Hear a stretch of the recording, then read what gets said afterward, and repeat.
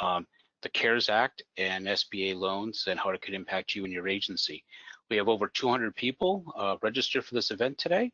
So I want to thank you for being here and your patience as well with our technology and our ability to answer all the questions. Many of you have provided some questions, and I'll talk a little bit more later on how that will work. But Fanny, could you move the slide one? So before we start, can we just all take a deep breath and in our place, pray with me? May we who are merely inconvenienced remember those whose lives are at stake. May we who have no risk factors remember those most vulnerable. May we who have the luxury of working from home remember those who must choose between preserving their health or making their rent. May we who have the flexibility to care for our children when their schools close remember those who have no options. May we who have to cancel our trips remember those that have no place to go. May we who are losing our margin money in the tumult of the economic market remember those who have no margin at all. May we who settle in for a quarantine at home remember those who have no home. During this time, when we cannot physically wrap our arms around each other, let us yet find ways to be the loving embrace of God to our neighbors. Amen. Thank you. So during this webinar, I'm going to ask you that for the most part, if you could write your questions in the question or chat box. Those questions are recorded, and we know this. By the way, this event is being recorded. And I will, during the process of the time, look at the questions, and after the presentations, we'll ask some. But do know that when you type your question into the question box, it stays with us. We have records of it. And as the hope that after this event occurs, that we will bring all the questions together that are like-minded and have some general answers for you. And we will then make an FAQ page and send that out to all those who have registered and put it also on our website so we can collect all the best wisdom and everyone has the same knowledge. So please remember, please think about writing your question in the question chat box, and that would be very helpful to us for FAQ after. Fanny, could you turn the page, please? So today, as you see our webinar, we're going to discuss a quick update on what the CARES Act brought us. And then I'm going to turn it over to 3 experts to talk about the Paycheck Protection Program, eligibility for SBA loans, and all the topics that you see listed there. So we're going to have a much more detailed presentation, and hopefully some of your questions will be answered. And now at this point, I'd like to turn it over to Anthony Granada, who's the Vice President here at Catholic Charities USA of Government Relations. Anthony, could you please put on your web and your mic and give us a quick update? Thank you, Brian. Good afternoon, everybody. I'm just going to go very quickly to bring you up to speed on the legislation. Congress has so far passed 3 extensive bills to respond to the coronavirus pandemic. Last Friday, the President signed into law the Coronavirus Aid, Relief, and Economic Security Act, H.R. 748, or also referred to as the CARES Act. A $2.2 trillion package and is the largest stimulus bill in U.S. history. Catholic Charities USA, in cooperation with many organizations, provided input to the White House, to congressional leadership on many of the priorities that we would have liked to have seen and did achieve actually in the CARES Act. Many of you have probably seen some of the provisions already, including unemployment benefits that were given on top of normal unemployment benefits, but emergency unemployment benefits for those who lose their jobs, direct payments for individuals, families, and children, which we hear are likely to come out before April 17th. We've seen increased funding for very important key programs that many of the charities agencies run or help with. We saw funding for SNAP increase. We petitioned for increased funding for the Emergency Food and Shelter Program, which is very important to the network. $200 million extra was provided for EFSP. We saw some modest improvements on charitable deduction, knowing that there will be strains on charitable giving at this time. and we will continue to advocate for improvements in this area. We saw extra money for the emergency solutions grants to help avert homelessness. But one of the things that brings us here today is our advocacy, particularly around the SBA loans. Initially, the Senate had language that it had proposed that would have been quite injurious to the network, the Catholic Charities agencies. For those agencies that receive Medicaid funding, we would have been excluded. And in conversations I had with the White House and congressional leadership, I said this was unacceptable. This would be harmful to our agencies. And the exclusion language, the exclusatory language was removed ultimately. And however, what remained was the 500 cap for employees, which is still in effect. And we plan to advocate on that issue for the fourth legislative package later this month. Now, right now we're waiting, and I heard from the White House today that regulatory guidelines will be forthcoming on the SBA loans. So there are some things we do not know and will not know until tomorrow when those guidelines come out.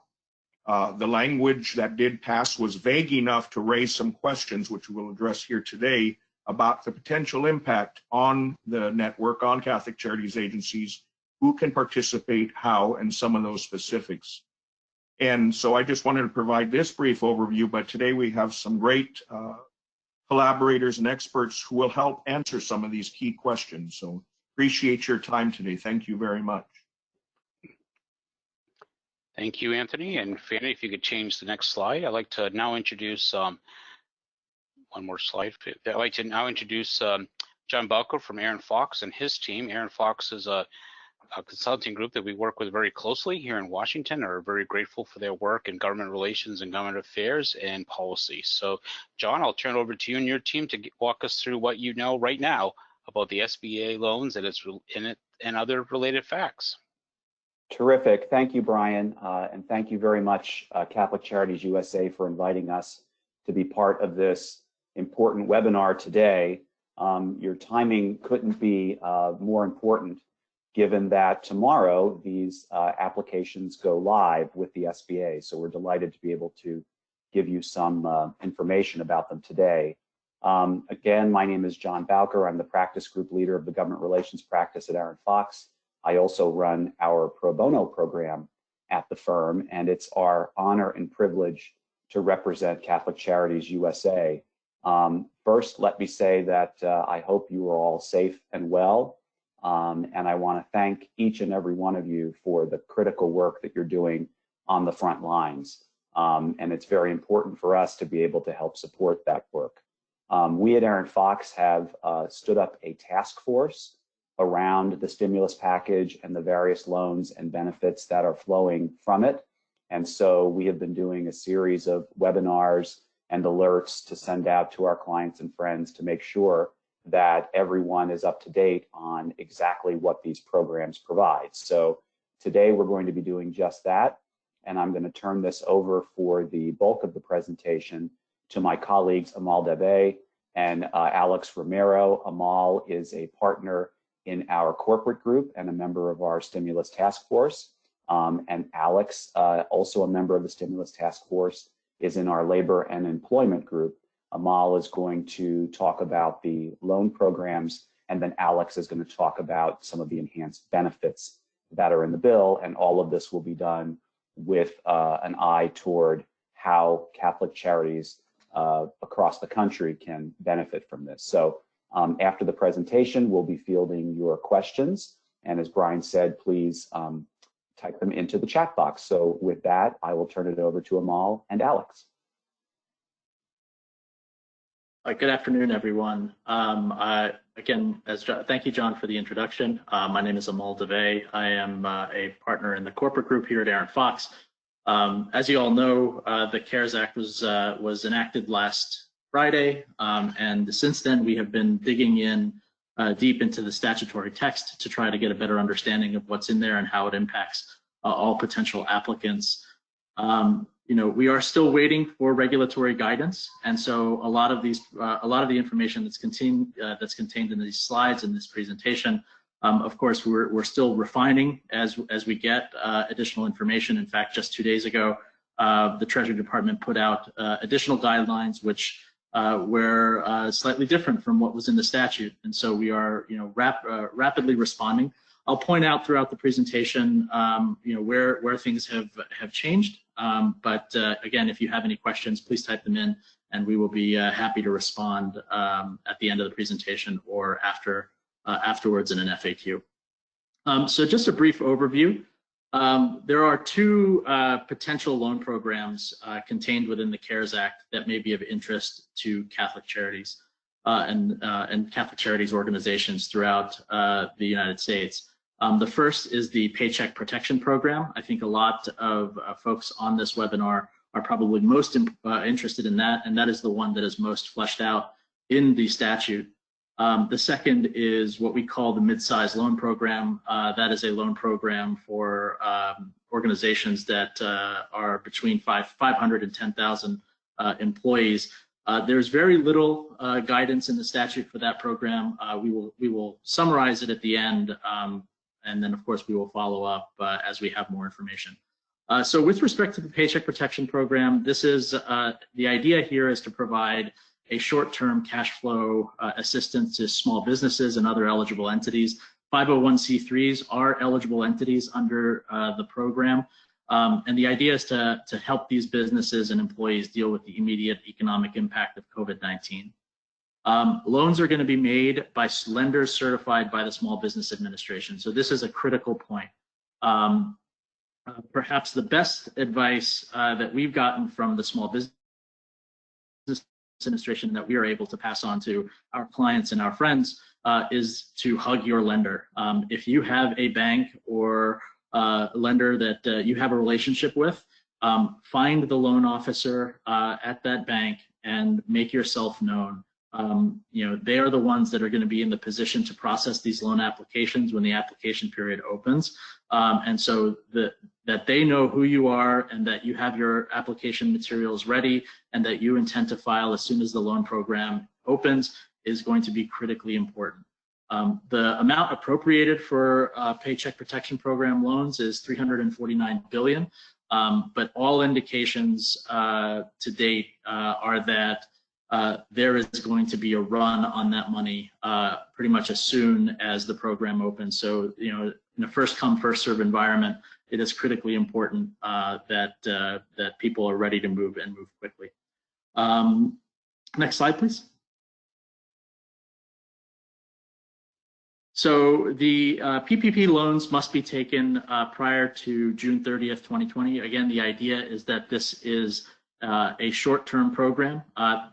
Again, in CARES 4, there may be additional funds appropriated. The program may be extended depending on how the COVID-19 timeline plays out. But at the moment, loans are only going to be available until June 30th. And again, in practicality, they will probably not last that long. As a result, businesses should be prepared to apply quickly. The SBA did put out a sample application form, which most of you should have seen. If not, we will circulate a link after this email sample or after this webinar to the sample application. It is a short form. It does not require a lot of input, but there is some support that will be required to establish the loan amount. Next slide, please.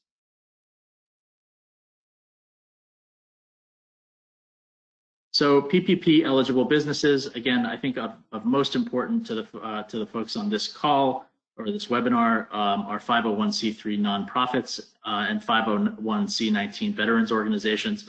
Of course, small businesses and tribal concerns are also covered, but again, for this webinar, 501c3 nonprofits are eligible to participate if they meet the other criteria. Next slide, please. As you encounter other people that are suffering in this environment, you may also keep in mind that sole proprietors, independent contractors, and folks employed in the gig economy are also eligible for these loans. Next slide, please. For eligibility, businesses must have been in operation on February 15th, 2020. and they must have paid employee salaries and paid payroll taxes or paid independent contractors as reported on Form 1099 in order to be eligible. Next slide, please. So size restrictions, and I think this is where we get to the most questions. There are two pathways to being eligible on size. Either your industry applicable, either you meet the applicable size standard for a small business as defined by the SBA. That's based on something called the NAICS code. Again, for most folks on this webinar, that's probably not applicable. Though, again, if you think it may be, please check with your attorney or advisor. What is most eligible is that small businesses and nonprofits with 500 or fewer employees are eligible to participate in the loan. Next slide, please. There are special provisions for food services businesses. Again, this is more for if you're running into people who are suffering. You may note that the size limitations are per physical location in the restaurant and accommodation businesses. We can move to the next slide.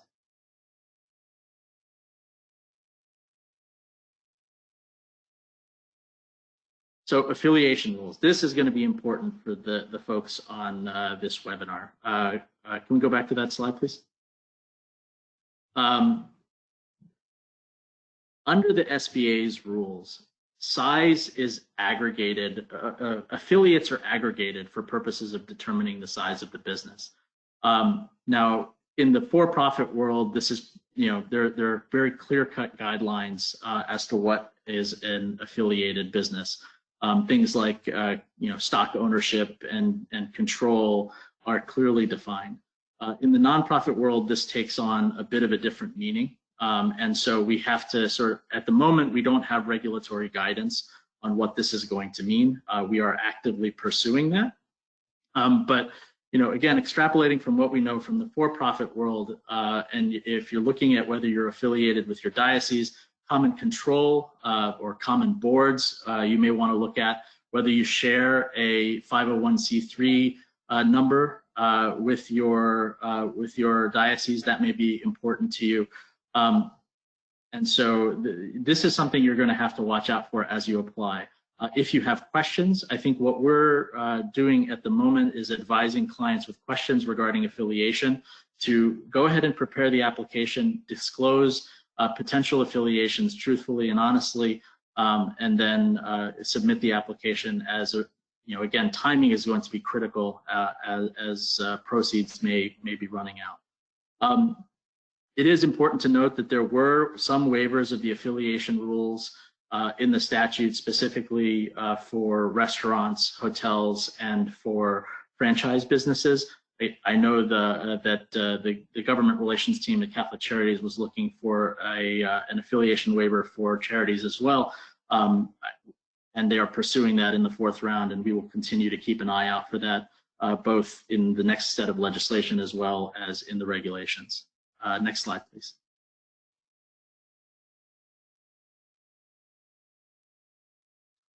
So use of proceeds. There is the regulatory guidance, and there haven't been regulations issued yet, but the regulatory guidance issued so far indicates that the loan proceeds may be used for payroll costs, salaries, wages, vacation, parental family leave, etc. But loan proceeds can't be used to pay salaries greater than $100,000. Costs related to group healthcare benefits, insurance premiums, etc., can be used. Loan proceeds can be used to pay those costs. Next slide, please. Loans funds may also be used to pay the following expenses if they're incurred during the covered period. Covered period is February 15th through June 30th of 2020. Employee commissions and tips, interest on mortgage obligations, but not principal, rent, including rent under a lease, utilities, and interest on debt incurred prior to obtaining the loan. Again, there is a bit of a disconnect between the regulatory guidance and the statute on this point. We are continuing to pursue additional information regarding the use of proceeds. There is some indication that because funds are limited, the SBA may take a very narrow interpretation of the statute and limit use of proceeds to basically payroll, interest on mortgage, rent, and utilities. Next slide, please. So payment forgiveness, this is another hot topic. So what is eligible for forgiveness? Principal amounts on payroll PPP loans is forgivable based on expenses during the 8-week period after the loan origination date. What's forgivable is amounts spent on payroll costs, of course, excluding any portion of payroll costs that are over $100,000, interest on a covered mortgage obligation, covered rent obligations, and of course, covered utilities. So those are the things that are forgivable, but it's worth noting that all that will be forgiven is the amount spent during the 8-week period after the date on which the loan is made. So that it's important to remember that once you obtain the proceeds, it is in your interest to utilize the proceeds for the allowed expenses as quickly as possible, so that to maximize the amount forgiven.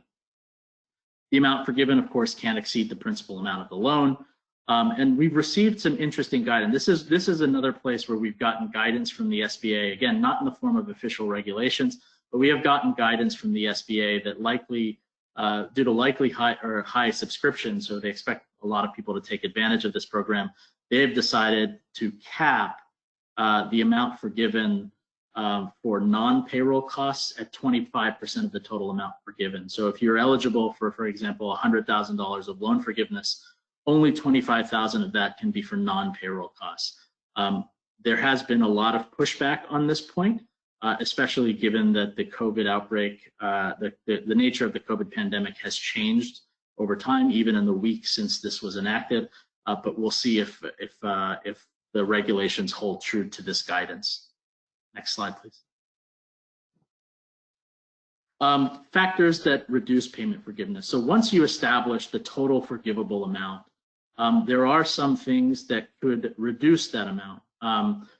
They look at the average number of full-time employees during the 8-week forgiveness period, and then compare that against the average full-time employees during either of the following periods, February 15, 2019 through June 30th, 2019, or January 1, 2020 to February 29, 2020.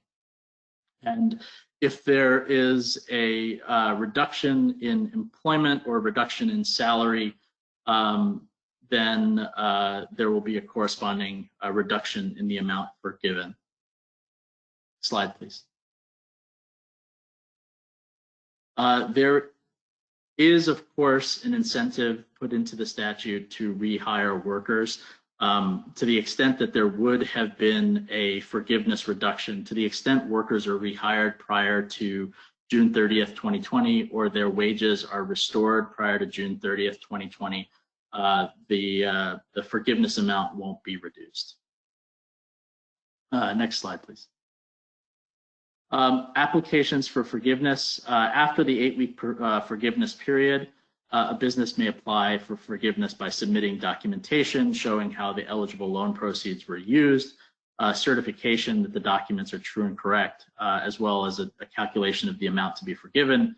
And then, by then, hopefully we'll have guidance on the types of documentation the SBA administration is going to require to validate these things. But then, hopefully, the SBA will stick true to this. We're expecting 60 days to make a determination with respect to forgiveness. That's the requirement in the statute for the lenders to make a decision.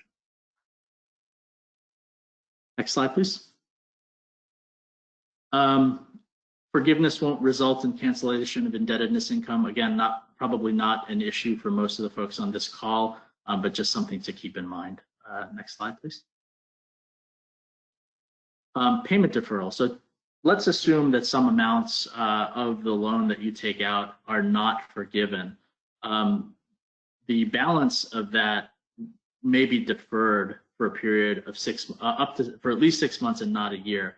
The SBA guidance has indicated that they are taking the position that all payments will be deferred for 6 months. and that interest will accrue during this period. We'll see what the final regulations say, but that's the guidance to date.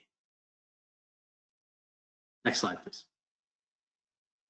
So loan terms. The calculation of the loan amount is based on the average payroll costs of over the 1 year period prior to the date that the loan is made. And what you do is you take the average monthly payroll costs and you multiply it by 2.5, and that gives you your eligibility for a PPP loan.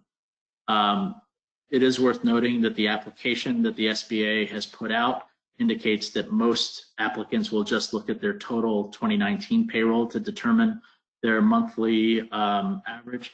Others may actually decide to go, if they have the data available, and look at the 12 months prior to the loan date, which is what is listed in the statute. To date, the guidance we've seen and the advice we're seeing from most lenders is do either one of those, but determine your monthly average salary and then multiply it by 2.5. With respect to interest, the statute specified a maximum interest rate of 4%. The guidance from the SBA, this is probably one of the few pieces of good news from the SBA, has been that the interest rate will be 0.5%. So they've essentially decided on a very low interest loan. The maturity date, on the other hand, this was a matter for pretty big concern. The statute specified that the maximum maturity would be 10 years from the date on which the borrower applies for forgiveness. Now the SBA is stating that all loans will have a 2-year maturity. Next slide, please. There will be no collateral required for these loans. Loans are non-recourse and don't require a personal guarantee. They're non-recourse to the extent that shareholders, members, and partners don't use the proceeds for ineligible purposes. The requirement that's typically there for small business loans that the business not be able to access credit elsewhere has also been waived. All that's being required is a certification that the business has suffered economic harm as a result of the COVID-19 pandemic. Next slide, please. So how to obtain a PPP loan? PPP loans will be made by existing SBA lenders. Think banks, credit unions. Other lenders are going to be made available, but they have to be approved and enrolled in the program. And again, because of the speed with which these things are going to be approved, this may not be an issue. Again, coming back to the advice at the beginning of this presentation, hug your lender. That's going to be critically important. Sample applications have already been made available. We have learned that the applications are going to go live tomorrow, and that everybody is being advised to file as quickly as humanly possible on the small business front. Next slide, please. This is an interesting point. Again, we're all operating with a very limited view into the details here because the SBA hasn't issued regulations. They were required to issue them by April 13th. We're hearing today that we're going to get them tomorrow.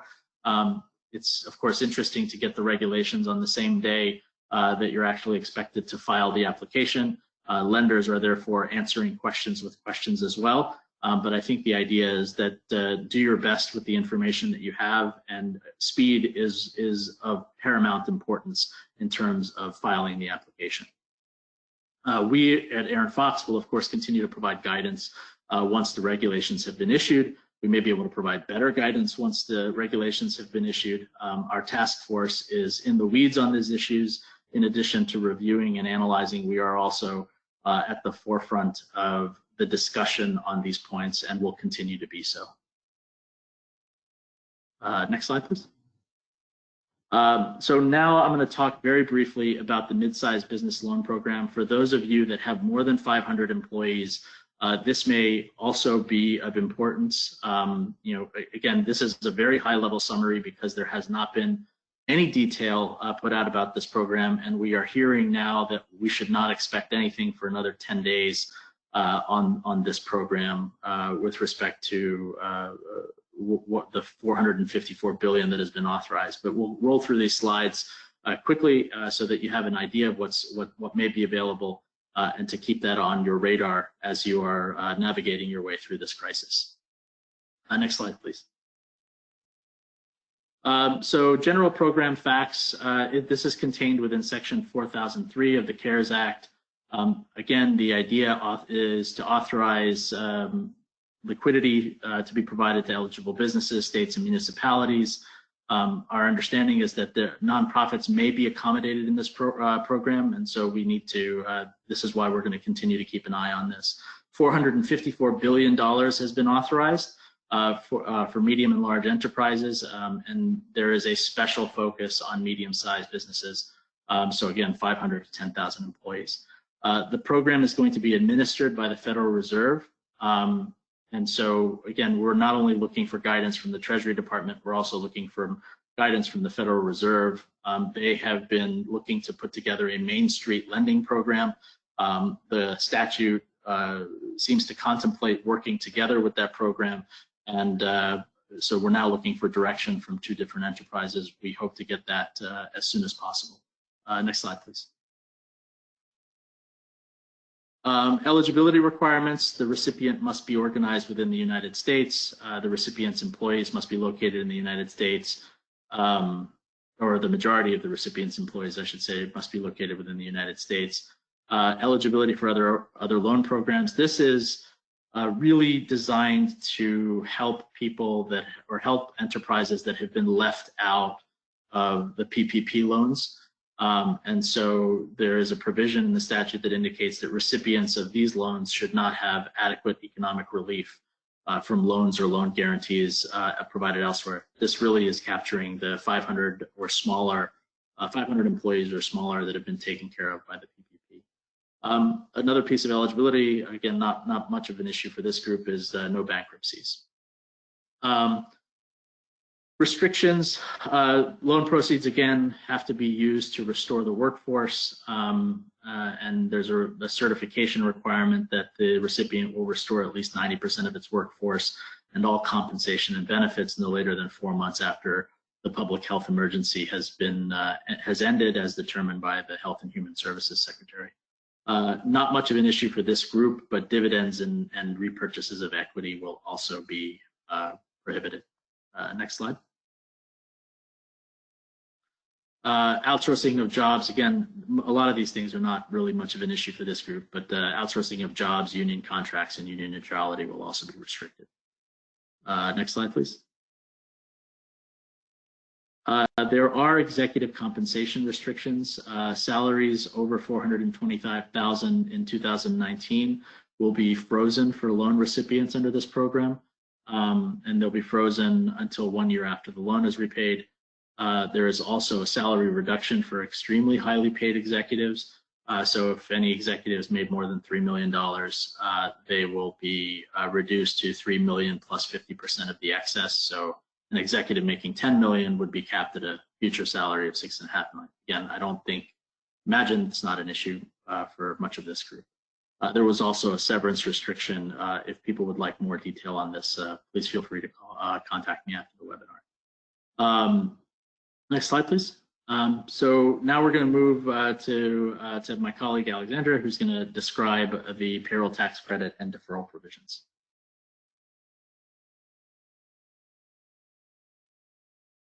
Great, thank you, Amal, and thank you, all of you. I'm going to talk briefly about some of the other relief that may be available and of benefit to your organization. The CARES Act includes several provisions extending payroll tax relief to employers to help them cover costs related to certain expenses during this time of uncertainty, and with the goal of making it easier for them to keep employees on the payroll. Next slide, please.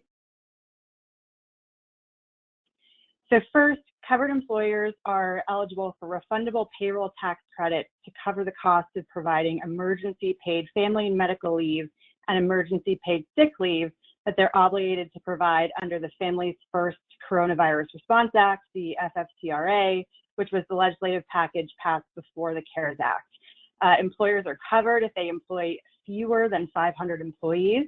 And the tax credits are on a dollar-for-dollar basis to cover 100% of an employer's paid leave costs.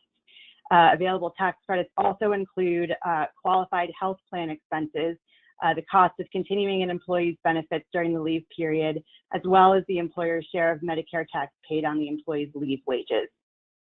The credit is allowed against the Social Security taxes owed by the employer on all wages and compensation paid to all employees, and not just the wages that are paid to employees who are actually utilizing the emergency paid leave. And if the amount of the credit exceeds the amount of Social Security taxes that are owed, the excess is treated as an overpayment and refunded to the employer. And in order to ensure that employers are able to pay for paid leave when it's needed by employees, employers are allowed to simply retain the employer portion of Social Security taxes that they would ordinarily remit to the IRS, retain an amount necessary to cover the leave costs up front. And if the employer doesn't owe enough Social Security tax to cover the costs up front, they can request an advance from the IRS, and the agency says that they'll be processing any requests along those lines within 2 weeks of receiving them. Next slide, please. Okay, second, the CARES Act provides for a refundable payroll tax credit for businesses and nonprofits that close temporarily on either a full or partial basis because of a government order closing non-essential businesses or a stay-at-home order. And these credits are available if the employer's gross receipts shrink by more than 50% as compared to the same quarter from last year, 2019. Eligibility for the employee retention tax credit ends with the first quarter that follows the first quarter in which the employer's 2020 gross receipts rebound to more than 80% of its gross receipts for the same quarter from the previous year. And the amount of the credit that's available to the employer is equal to 50% of the wages and qualified health plan expenses that the employer pays in a quarter, with a cap of $10,000 per employee for all quarters, meaning that the maximum credit per employee is $5,000. Now, the employee retention credit applies only to wages paid after March 12th, 2020, and will be reduced by the payroll tax credits that an employer takes advantage of under the FFCRA for the cost of providing emergency paid leave. And additionally, employers that take covered loans under the Paycheck Protection Program are not eligible for this credit. So that program, the FFCRA tax credits and the employee retention credit are really intended to be alternatives available to an employer. An employer can take advantage of all of them. Next slide, please. Third, the CARES Act allows employers and self-employed individuals to simply defer payment on their share of Social Security taxes through the end of 2020. This is also intended to help employers maintain cash flow during this time of uncertainty, and those deferred taxes would be due in 2 equal installments, the first by the end of 2021 and the second by the end of 2022. Next slide, please. All right, and so finally, I just want to talk very briefly about the CARES Act expanded unemployment insurance provisions. The Act significantly expands the circumstances in which an employee is eligible to apply for unemployment benefits, and it does so in several different ways. So first, independent contractors are eligible for unemployment insurance if they are unable to work as a result of certain COVID-19 reasons, which isn't usually the case. Second, one of the reasons why both employees and independent contractors can apply for unemployment benefits is if they are unable to work because their workplace has been closed or because they're subject to a quarantine or a stay-at-home order. And this means that even if an employee is technically still employed, still on your payroll, but isn't working and thus isn't earning any wages, they can be eligible for unemployment during that period of time.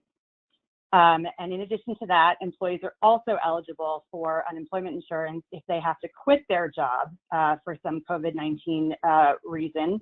For example, if they need to stay home to care for a household member who's ill, they would be able to apply for unemployment benefits, which is a pretty big departure from the normal state of affairs because employees typically are not eligible for unemployment if they voluntarily quit. in addition to expanding categories of eligibility, the CARES Act also significantly expands the amount of benefits that individuals can claim.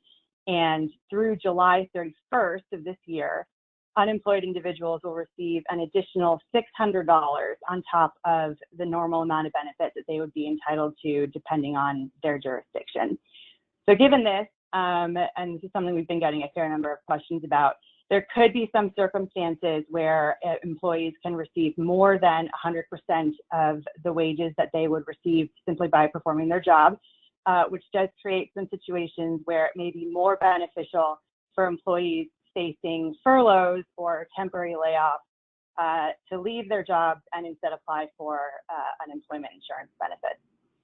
So employers don't have any direct obligations under the unemployment provisions of the CARES Act, but as a lot of employers are facing difficult decisions about whether they need to furlough or lay off employees, I know everyone wants to do as well by their employees as they possibly can. So it's helpful to know what other relief is available to them in the event that a furlough or some type of loss of employment becomes necessary. So thank you all. And with that, I will turn it back to our host. Great. Well, thank you so much, Alex and Amal and John. And John, if you can all come back on, I'll start with a couple questions, and please continue to type your questions in. Again, reminding you that we will send a copy of the PowerPoint presentation to everyone, as well as an FAQ of many of the questions you've asked. So a couple questions starting. What is the opening date? Is it tomorrow for us, or when can we start applying? The guidance that's come out from the SBA is that businesses can start applying tomorrow. Again, obviously Catholic Charities is not technically a business, but I believe they fall under that category. And so, yes, you should be prepared to apply as early as tomorrow. And I would add that if you haven't yet seen the application form, you should take a look at it because it's a short form. It's not that difficult to fill out. And so I agree with what Amal said at the top of his presentation, which is that you should apply tomorrow if you can. And then we can, sort things out later. But these funds are going to be oversubscribed. There's going to be a run on these funds. And Congress, frankly, likely is going to have to come back and put more money into the pot. So it would be best if you can apply tomorrow to do so. Thank you. Are you aware of any reporting requirements for the loans that transition to grants that would be required?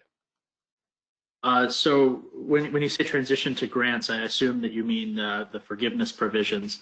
And yes, there are going to be some recording requirements to transition to grants or to apply for forgiveness. It's unclear at the moment because we don't have the regulations exactly what the documentation requirements are going to be. But you're likely going to, of course, have to show that during the 8-week period, what amount did you spend on payroll costs? What amount did you spend on rent? What amount did you spend on utilities? Because all of those are inputs into what the calculation of the forgiveness amount. Regarding the Paycheck Protection Program, the questioner says, I understand one condition is an employer cannot lay off any workers. What if a layoff was scheduled before the pandemic strike? Or what happens if you have to lay off people right now? So in the Paycheck Protection Program, there is a provision that says that, I'm going to summarize it, and if you have more questions, we can follow up. But essentially, if you've had to lay off folks and you bring them back before June 30th, you're not going to be penalized for the layoff. And again, remember your forgiveness amount is dependent upon your payroll costs and your eligible other expenses during the 8-week period after you get your loan. So it behooves most people to bring back as many employees as quickly as possible so that they can maximize the forgiveness amount. Right, and if you think about it, that makes sense because the whole point of this legislation is to get people back into a position where they can be paid by their employers. That's why it's called the Paycheck Protection Act. So a lot of these questions you can resolve in favor of folks being able to maintain their status on the payroll. Question about the 500 count. So two of them. So exactly how do you define employee for the 500 count limitation? Is it FTE? How do you handle on-call workers? And related to that, if I have over 500 workers, should I apply anyway? Applying anyway is a dangerous proposition because again, you have to make certain certifications within the application, and so you don't want to be applying in contravention of the explicit rules of the statute and the regulations. If you have questions about whether you're going to be aggregated or not, this is where coming back to if you're going to be aggregated with potential affiliates or not. This is where disclosure is king. It may throw a kink in the application, but at the same time, you want to be honest and transparent in your application and still respond in a timely fashion. So this is where we're currently advising clients: get your application in, but just disclose if you have any sort of relationship. Just disclose it and indicate that you don't think that is an affiliation. But if you know that your organization itself has more than 500 employees, I think you've got to, at that point, start looking at the mid-sized loan program. Question is, go ahead, please.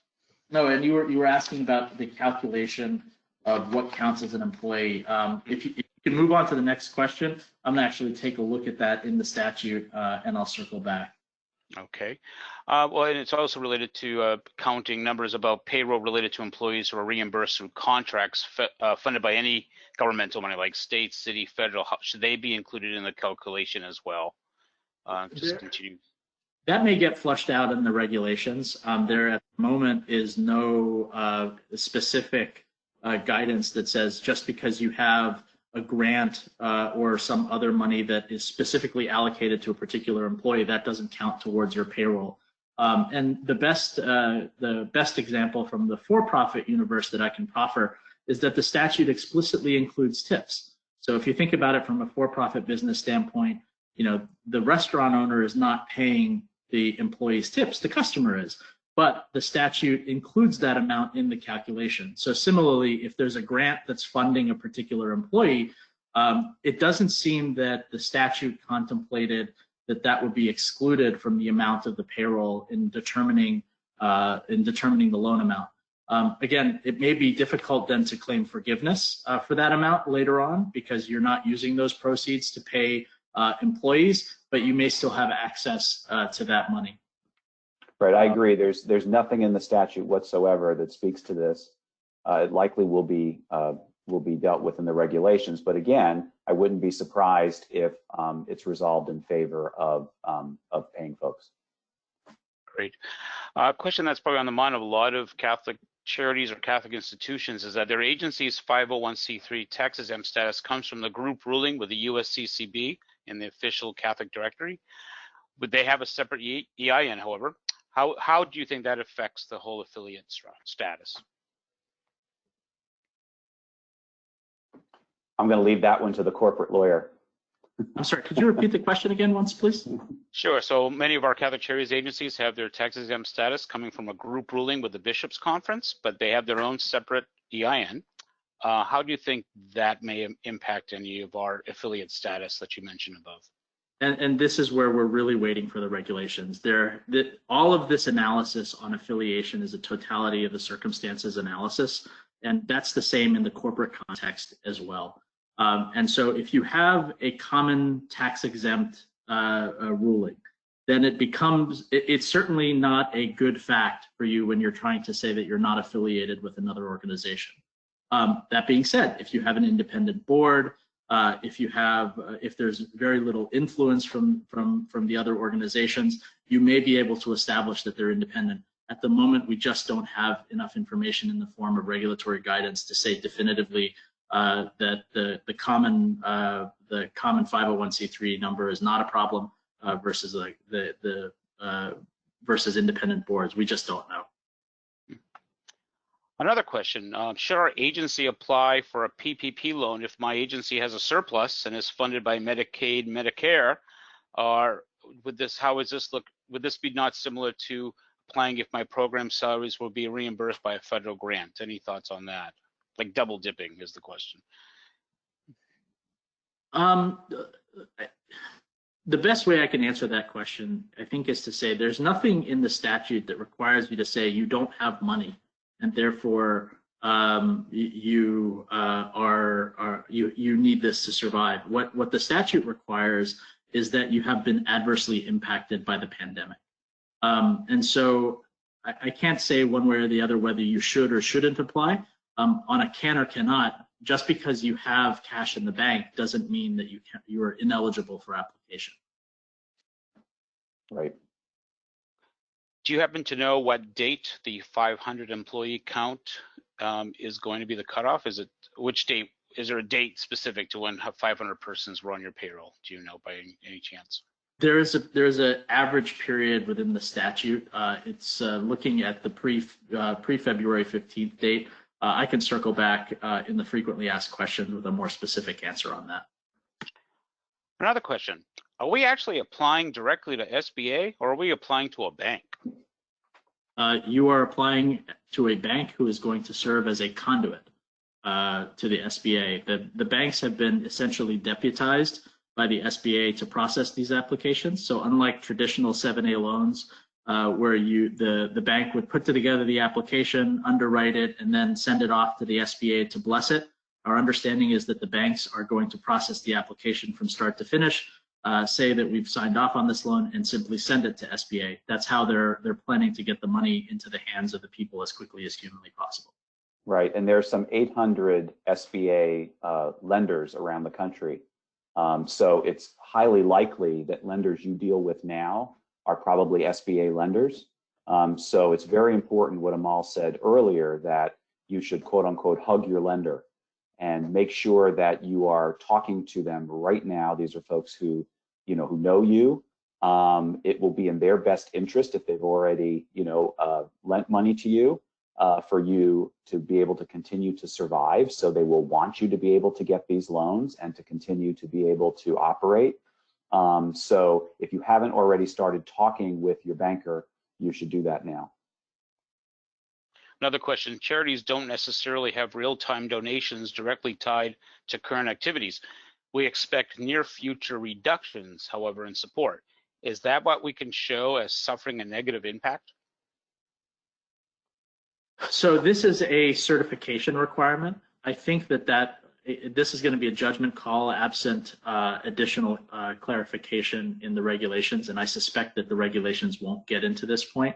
But yes, I think if you're expecting or are likely to see a decrease in charitable contributions which support your organization, especially if you're expecting to see that during the covered period, namely prior to June 30th of this year, then I think that that's a safe certification, and you're going to have little trouble with that. Right, and just so that everyone understands, the language of the certification is the following, and it's a good faith certification, that the uncertainty of the current economic conditions makes necessary the loan request to support the ongoing operations of the eligible recipient. So that's what it says in the statute. Thank and you. The application, actually. Yes, you have to check that. Exactly. In the calculation for the 2.5 times payroll cost calculation, is it based solely on salaries paid, or do you include other related payroll costs? There is a laundry list of payroll costs that are included in the calculation. I think it's probably best to provide that in the frequently asked questions that will circulate after this meeting. But yeah, it includes things like healthcare costs. It includes things like paid sick leave, et cetera. So there is a lot more than just base salary that goes into that. Yeah, I think it may also be on one of your slides, Amal, and again, resolving any inconsistencies in favor of, paying folks. Can you talk a little bit more about the timeline for applying for forgiveness and how that might work? And what if you don't use all the money? What happens? Well, if you don't use all the money, then it's not forgivable. And so it would be subject to repayment under the loan terms. And that would be I think that's likely we're going to see that's 2 years. We're going to be dealing with a 2-year maturity period. There is a timeline in my slide, in the slides we presented earlier about when the documentation would need to be provided to support the repayment. But again, you're talking about an 8-week covered period. So you're going to have 8 weeks to establish what your expenses are during that period, and then a short window after that to get all your paperwork together and get it to the lender to to certify the forgiveness. Right, and remember, you've got to show that during that period, right, Amal, 75% went toward payroll, went toward salaries. Well, right? Kind of. So the fact sheet has said is that they will not grant forgiveness for non-salary expenses for more than 25% of the total forgiveness amount. So if you spent 50% of the loan amount on rent, that's lovely, but you're only going to get credit for the first 25%. Right. So the calculation that a lot of nonprofits and businesses, frankly, are doing is determining whether or not it's beneficial for them to take that loan forgiveness, given those restrictions that Amal just mentioned, or whether it just makes sense to just have the cheapest cost money loan that you'll probably ever have, to be paid back within the 2 years, which I guess now is what, 0.5%. The statute says they can go up to 4% interest, but the interest currently is set at 0.5. So in the interest of time, just looking, we have about 4 more minutes left, and there's many other questions, but we'll continue to take those questions and make an FAQ. But just in the interest of the last word, where do you find this application? How many documents do you think you have to provide, and when do you think we'll hear about the results of our loan request? So the SBA is promising, and the lenders are promising a very quick turnaround for these loans. And to a certain extent, the underwriting is pretty simple, right? So the loan amount is based entirely on one number, and that number is your total payroll cost. So in some respects, that should be easy. The complication, of course, is that the regulations are being issued on the same day, presumably, that the applications are going in. So everybody's kind of learning this as they go. Our understanding is that the intention is that as early as Monday, if applications go in on Friday, we may start hearing approvals. I think that may be optimistic, but I think we may start see money flowing by mid to late next week. So that's good. What was the first part of that question again? I'm sorry. Just like, where do you find this application, and how much documentation is required? Right. So the Small Business Administration's website has the application. We will also provide it to Catholic Charities, the sample application that was provided by the Small Business Administration, and then maybe you guys can circulate it to the group, and that way everybody has it in hand. Great. And also just remind people that in our Catholic Charities USA COVID-19 webpage, and I listed it in the chat box as an announcement to everyone, you can see many of these forms ready to go as well. Well, John and Amal and Alex and Anthony, thank you so much for helping us out. Again, to remind people that this PowerPoint presentation will be sent to all of you who registered. It is recorded as well to listen to again. And based on all the questions that you have, we will try to sort them into frequently asked questions and send out an FAQ to all those who registered, as well as put it on our website. Again, thank you so much for everything. Thank you everyone listening, and thank you for the great work that you do. And have a wonderful day, and please be safe. Thank you, everyone. Thanks, Brian. Thanks, everyone.